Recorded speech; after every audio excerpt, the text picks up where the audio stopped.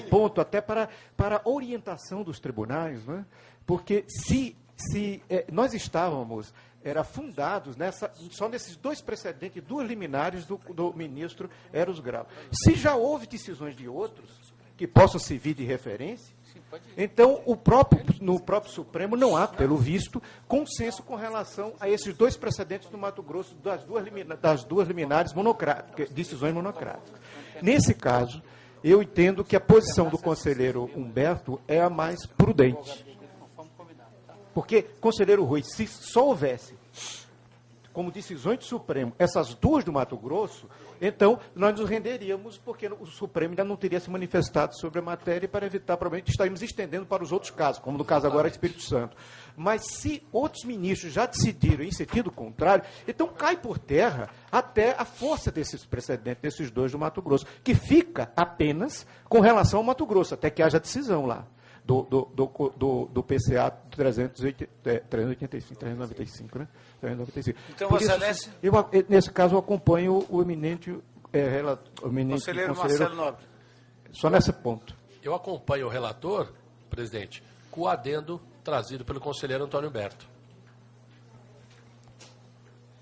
Conselheiro Joaquim Falcão. Com extensão do Antônio Humberto. Conselheiro João Dalazen.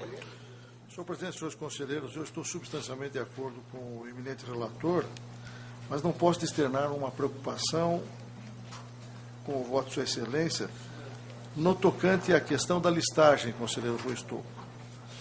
Vossa Excelência, no tocante à listagem, percebe que a alegação dos recorrentes é de que o tribunal não incluiu no concurso algumas serventias criadas após o advento da Constituição Federal de 88, da Lei Federal 8.935, de 94, serventias essas que estariam em regime ilegal de acumulação. Se bem entendi, a tese do requerente, enfim, de ambos, porque são dois procedimentos de controle administrativo, é de que o leque de serventias disponibilizadas para os candidatos aprovados ou que virtualmente sejam aprovados no concurso, o leque seria maior se o tribunal não adotasse o expediente de, na alegação dos requerentes, acumular ilegalmente serventias. E Vossa Excelência afirma que estaria havendo, que a desacumulação dos serviços notariais, que tenham sido anteriormente agrupados, só encontraria justificativa se comprovado que, em razão do volume do serviço da Receita, é viável e sustentável a cisão, etc. Eu me pergunto... Posso prestar um esclarecimento? Eu fui relator em outro processo em que determinamos, eu trouxe o voto, o plenário aprovou, determinamos as desacumulações todas que estavam faltando. Aqui, Espírito Santo? Espírito Santo. Sim. São vários processos. O Espírito Santo tem um número grande de procedimentos aqui. E no outro já foi determinadas todas as desacumulações que haviam sido levantadas e constatadas que realmente era por omissão. Essas não. Essas são aquelas em que não há justificativa plausível para a desacumulação, segundo a tese que já ficou firmada aqui, no sentido de que a desacumulação e a acumulação é um ato do tribunal. Cabe ao tribunal verificar a conveniência, evidentemente, quando os pressupostos estão presentes, de falta de movimento, de rendimento baixo ou proximidade de outros. Mas o que deveria ser feito com relação às desacumulações já foi feito em um outro procedimento. Estou esclarecido, senhor presidente. Data vendo a divergência parcial, acompanho o relator. Ministro, feito o esclarecimento do conselheiro Antônio Berto, onde ele menciona que não determina a inclusão dessas serventias no certame, eu acompanho também a extensão. Eu ressalvo o meu entendimento e coloco a decisão do plenário. No caso, seria só a linha A do voto, né? Então, Vossa Excelência, A única divergência é a linha A do voto. Acosta-se e ressalva. Eu ressalvo o meu entendimento. A minha... Mas incorpora essa decisão? Não, eu fico vencido parcialmente, mas continuo com o voto. Então não ressalvo. Vossa Excelência, então, é eu vencido. Continuo... Nesse ponto é vencido. Sim. Apenas continuo como relator. Continuo como relator e faço... No caso, na linha A, é só fazer a relação. Então, o Conselho por unanimidade julgou parcialmente procedente, julgou parcialmente procedente o pedido de providência, vencidos em menor extensão os conselheiros relator,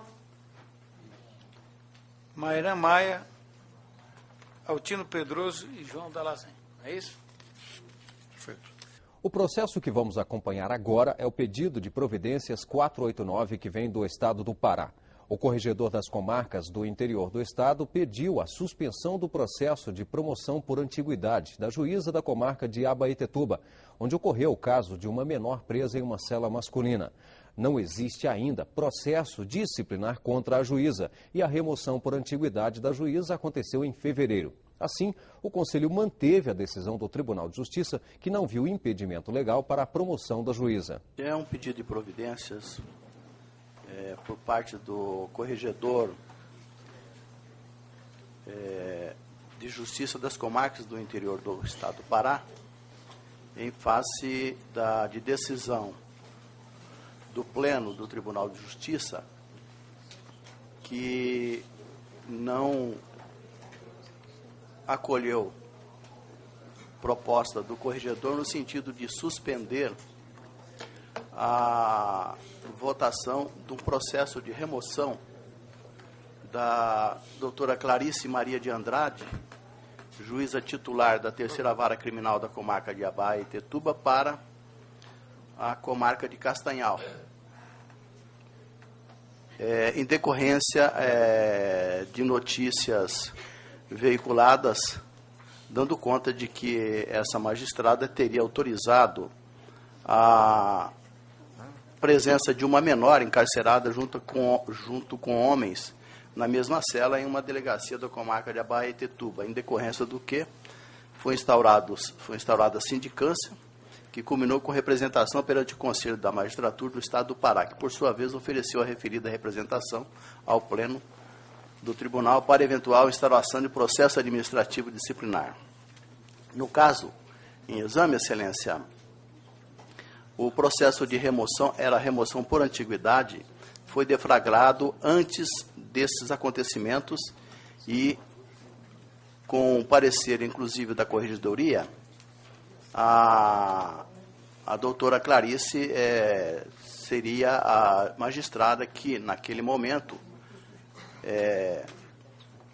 preenchia os requisitos para ser promovida para a comarca de Castanhal.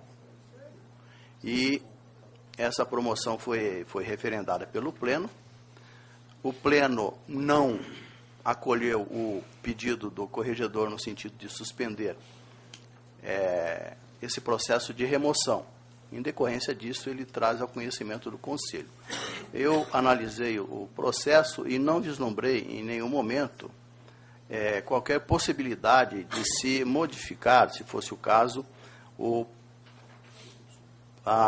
processo de remoção da doutora Clarice para a comarca de Castanhal. Não há impedimento legal, quer na esfera constitucional, quer na esfera infraconstitucional, para se impedir o magistrado que estiver respondendo, se fosse o caso, na época não estava ainda respondendo ao processo administrativo disciplinar, ser removido por antiguidade para a mesma entrância. Então, em decorrência disso, eu estou aqui conhecendo do pedido de providência e estou julgando improcedente.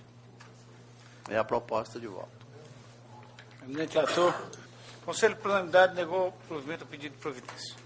Terminamos o nosso programa de hoje. Até o próximo Sessão CNJ, que você acompanha aqui na TV Justiça.